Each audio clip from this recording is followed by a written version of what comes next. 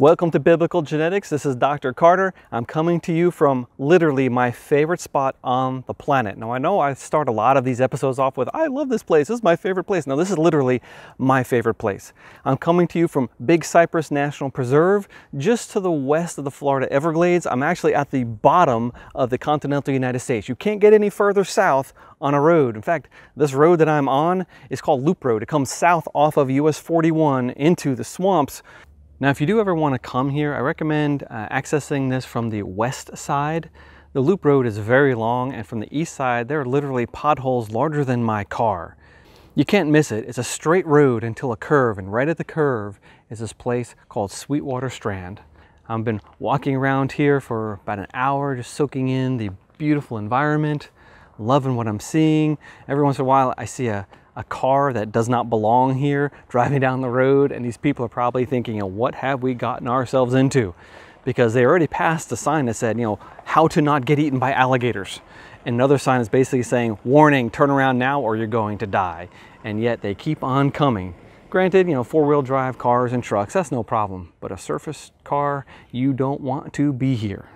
And right now it's hot, it's November, but I'm sweating like a pig. I'm getting eaten alive by mosquitoes, but this is still an amazing place. There's always an alligator here, usually a big bull sitting on a log. I've seen families of otters playing. I just saw a pike in the waters, oscars in the water. Oh, oscars aren't native. Yeah, this ecosystem is very fragile. There's a lot of invasive species that are here. The Burmese python is eating up everything. The Australian paper tree called Melaleuca. Oh yeah, all you crunchy people know what Melaleuca is. Melaleucas have soaked up half of South Florida, and it's a massive effort to try to get rid of them. This is a beautiful place. It's a lovely place. It's a wonderful place, but it's also fragile. The ecosystem can be disturbed to the point where it can actually break. And that's how I want to segue into a discussion on genetics. I want to film a lot of episodes on genetic entropy, and I've got a whole bunch planned. But before we get to genetic entropy, I want to actually talk about DNA and what happens to DNA in the cell. You see, DNA is very fragile. It breaks. In fact, the fragility of DNA is the bane of Darwinism, and that is my topic for today. In my last episode of Biblical Genetics, I talk about the spaghettification of irreducible complexity. I simply talked about the production of a single protein using the ATP synthase motor and how many other things are necessary in order to get that to work, and how many of those other things depend upon the working of the ATP synthase motor in order to be produced or to function. It's a massive, massive, massive problem for any origin of life scenario. Another problem is the maintenance of DNA. Now forget about the origin of DNA. That's a giant Pandora's box for the evolutionists. Let's just talk about the maintenance of DNA. We have to understand that in every one of our 100 trillion cells, we have about 1 million lesions or mutations per day. Most of those are fixed, some are not, which is why as we get older we start to accumulate mutations, which is why cancer forms, which is why heritable genetic mutations appear occasionally in some family line, because not every single mutation is fixed, but almost all of them are. And if that wasn't true, we would already be dead. In fact, there are some genetic abnormalities that people can grow up with. If they have a defective DNA repair system of just one of the many, they might be more liable to cancer, or they have some developmental defects. There are all sorts of ways that DNA has to be maintained in the cell, or you get eaten alive by mosquitoes. But there are a lot of different ways to mutate DNA. Each of the 4 letters can have different chemical reactions. You can have physical breakage can occur. You can have ultraviolet light or X-rays can damage DNA, and each one of those different types of mutations requires a different DNA repair system.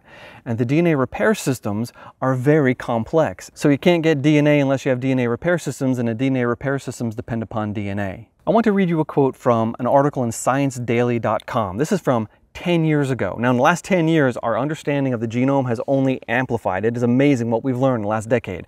But even 10 years ago, this is what they were saying. After quoting a famous scientist who says, actually, DNA is highly reactive, they go on to say, on a good day, about 1 million bases in the DNA in a human cell are damaged.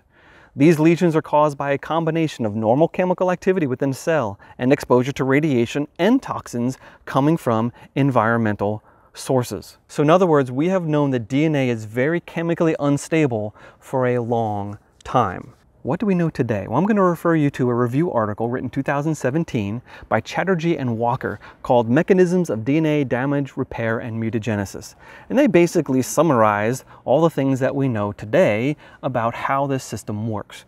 And they say there's at least 5 major DNA repair pathways. Now follow me here, this is going to be a little complicated.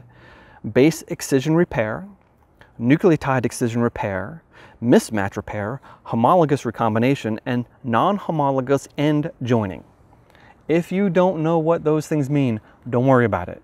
Just understand there's a lot of complex things happening behind the scenes. These things are active throughout different stages of the cell cycle, allowing the cells to repair the DNA damage. A few specific lesions can also be removed by direct chemical reversal and interstrand cross-linked, or ICL, repair.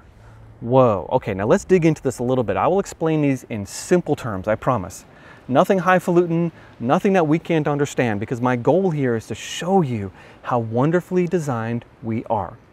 There are 2 different types of mutations. Mutations that develop on the inside and mutations that come from the outside. On the inside, water, oxygen, or ROS, reactive oxygen species, are seeking to destroy DNA, and DNA is constantly being chemically attacked by chemicals that are already inside the cell. But DNA is also being attacked from the outside, cosmic rays coming down from outer space. Maybe you go to the dentist and get an X-ray, which by the way is not dangerous, it's a tiny little dose of X-rays. No big deal. Also inside the cell we have an enzyme called topoisomerase. Now topoisomerase sits in front of what's called the replication fork, which I discussed on my last episode. When DNA is being copied, it has to open up. But when it opens up, it causes too much twisting. So an enzyme literally snicks the DNA and unwinds the twists, called topoisomerase. But it can make mistakes, and that actually induces mutations sometimes. So we have things designed to help DNA that actually can hurt DNA, and it's a big problem. Inside mutations, outside mutations. Mutations that are random that happen in the cell, mutations that are random come from outside. And all that adds together to make a big problem for origin of life scenarios. One of the single most common reactions that happens to DNA in the cell is called deamination. The A, the C, and the G, adenine, guanine, and cytosine, those 3 letters of DNA, they have what's called an amine, an NH2 group sticking off. You might have heard of ammonia. Well, the chemical formula of ammonia is NH3. So an amine is NH2. It's sticking off of those nucleotides, and it can literally be ripped off by chemicals. Happens all the time in your cell, and it causes mutation. But all those mutations have to be taken care of by DNA repair enzymes. One of them in particular, if you have a uracil, if you have a cytosine that it gets deaminated, it turns into uracil. Uracil is an RNA, not DNA. It's not supposed to be there. So an enzyme called uracil DNA glycosylase comes by and chops it out and fixes it. Usually. Every once in a while, one of them escapes detection, and that is the source of a new mutation. But all 3 of those letters in the DNA are constantly being deaminated. In fact, probably 10,000 times per day per cell. That is a lot of mutation. So you have to fix it, you have to have an exonuclease that cuts out the letter and throws it away and repairs it, etc., etc. And all of those things are very finely tuned protein machines that work with the DNA in a very special way. It's almost like molecular scissors. It's like God designed these systems that can go down to a single atom level. Say, oh, that atom is not supposed to be there. I'm going to remove this chemical and replace it with the proper one. We cannot do that. We're not smart enough to make chemical changes like that. Biochemists and physical chemists and organic chemists, they do things in test tubes on mass scale. Nobody can operate one letter, one atom, one molecule at a time. But life does, or life would not exist.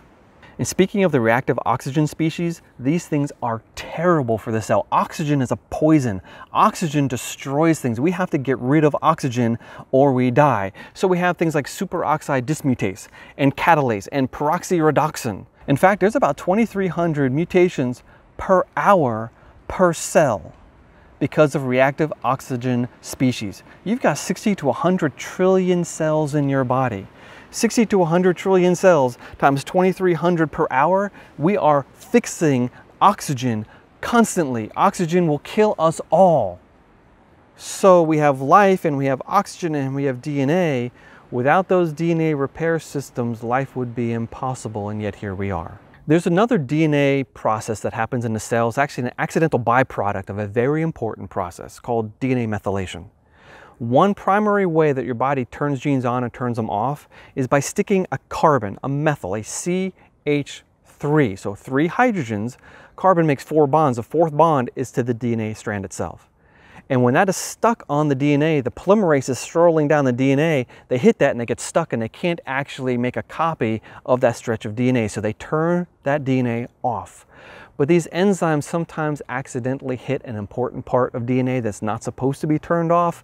And sometimes they kind of miss and make a mutation as they're acting. And so you have about 4,000 or 5,000 of these every single day in every cell of your body. Now, usually they get fixed, but not always. That's part of genetic entropy, which we will get to in a future episode. Ionizing radiation like X-rays and cosmic rays, they destroy DNA and cause very characteristic mutations that have to be fixed. But ultraviolet light, specifically UVC, the shortest wave of ultraviolet light, it damages DNA by cross-linking letters in DNA. If you have 2 pyrimidines like a C or a T, CC, TT, or CT next to each other in the DNA strand, ultraviolet light will cause it to circularize and it causes a kink in the DNA, so it ruins the DNA folding patterns. And then the polymerases are coming down the strand, they run into this thing like, that's not A, C, G, or T, what do I do with that? Well, other polymerases that aren't quite as specific, they can still go through that area, but when they get to that cross-linked place, they have to guess. This is a mutation-inducing mechanism, and yet it allows us to stay alive despite the fact that we might have this cross-reacted DNA circle in our DNA. There are all sorts of chemicals that cause exogenous DNA mutations. I mean, our foods, we eat things constantly that have mutation-causing chemicals in them. You put a steak on the grill, oh, it's so yummy, but that black coating on the steak is coated with things that are definitely cancer-causing. And yet, I'm not afraid to eat it. Why? Because all of our food is full of things that are cancer-causing. Our foods are full of toxins, things if we concentrated it, it would kill us dead.